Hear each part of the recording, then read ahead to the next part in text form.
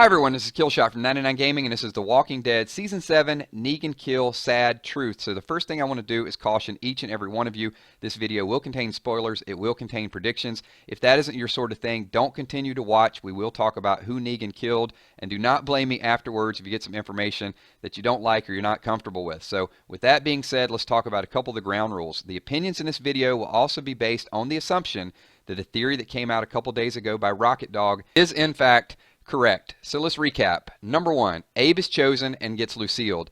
After Abe dies, Daryl's fuming. He can't take it anymore. He rushes in and attacks Negan. Dwight Savior's kicking back in line. Because Daryl went after Negan, Glenn gets punished and gets Lucille'd. And then number four, Negan breaks Rick by using Carl, takes off his belt, threatens to Lucille him, and then Rick is faced with a very tough decision. So we're going to play a little game of mad or sad. I'm going to tell you the things that bothered me, the things that upset me, and I'm going to ask you guys to do the same. So let's just get started. I'm upset at Rick. I'm upset at Rick for a lot of reasons. If this is the way this panned out, for the fact that Rick just kind of sit there, that he didn't step to the forefront, maybe it wouldn't have mattered. Maybe Negan would have still picked someone anyway to get at Rick, but I would like to see Rick actually die for his group. I know it doesn't follow the storyline, but here's the other reason why it bothers me. Rick has already lost Lori. He's already lost Jess. We know about Rick's loss, but in this situation, he loses his friends, but he doesn't lose Michonne. He doesn't lose baby Judith. He doesn't lose Carl, so he still has that family that is central to him. And I guess I'm a little upset because Rick is going to still have something to build back on, and there's other people that are going to be completely devastated by this. I'm also upset that the fact Rick didn't cut a deal sooner. He only cut a deal when he got backed against the wall, and just the arrogance of which he said, we don't want to have to kill any more of your men. It's just going along this whole roadblock issue that I don't think Rick did what he needed to do as a leader. So I'm actually sad to lose Abraham. I know many of you are not. I've read through thousands of your comments, and a lot of people thought Abraham should be the one to go.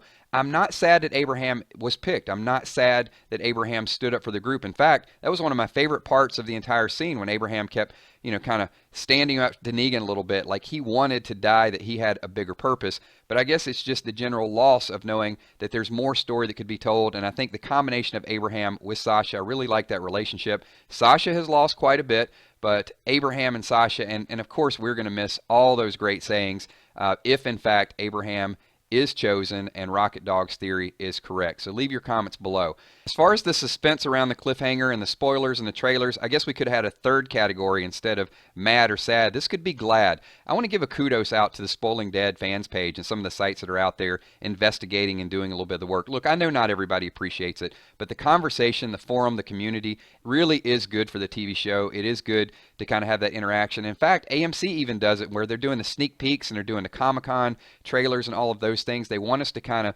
look at it and discuss it and compare notes, and it's a piece of the puzzle here and a piece of the puzzle there, and we add it all together, with the images and the theories and the rumors, and it's just been a fun ride. I guess I am a little bit upset that the cliffhanger went on so long and the actors actually had to lie because they were asked the question so many times just to kind of keep it under wraps. So AMC, I guess, lesson learned. A cliffhanger isn't bad, but a 6-month cliffhanger is excessive.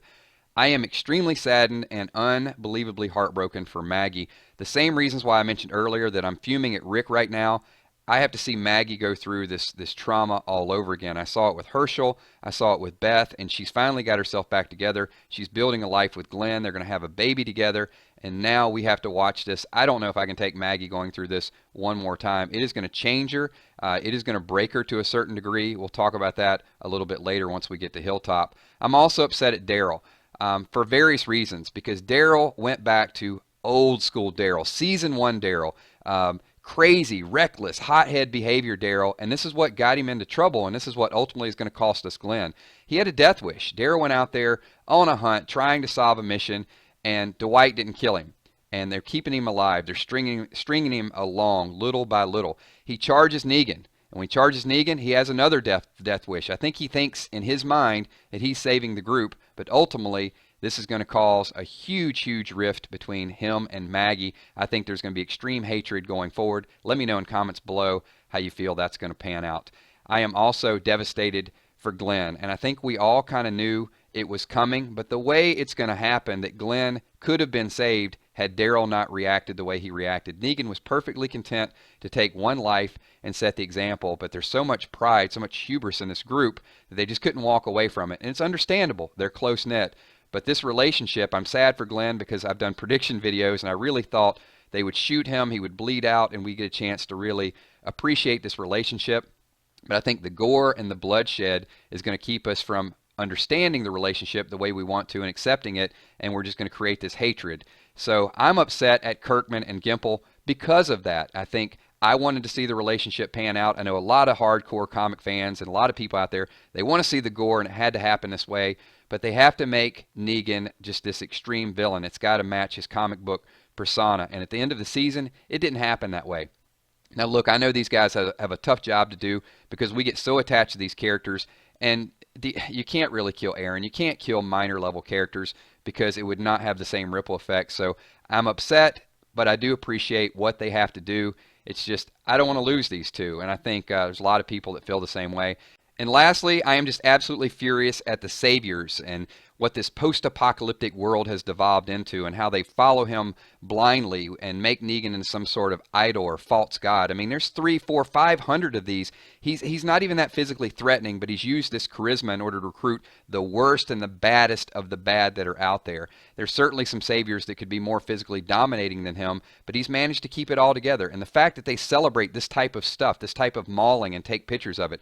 Negan's group have raped. Maybe he doesn't agree with that, but it's happened. He's also threatened Rick and said some of his guys would run a train on Carl. I mean, this is the type of barbaric behavior that he festers and he allows. And maybe he does keep them in line one by one, but this group is just completely appalling. So I didn't do this video yesterday. A lot of you guys have asked me for my reaction, and I will do a reaction afterwards, but I wanted to give you kind of the real reaction of the way I felt whenever I read this theory by Rocket Dog. Leave your comments below. Let me know what made you mad and what made you sad when you first heard the Rocket Dog theory. Look, it may not even be true. Maybe it's going to change up a little bit, but it did look like a script that someone else had read and put in their own words for whatever reasons, maybe legal reasons. I'm still hoping it's a little bit different.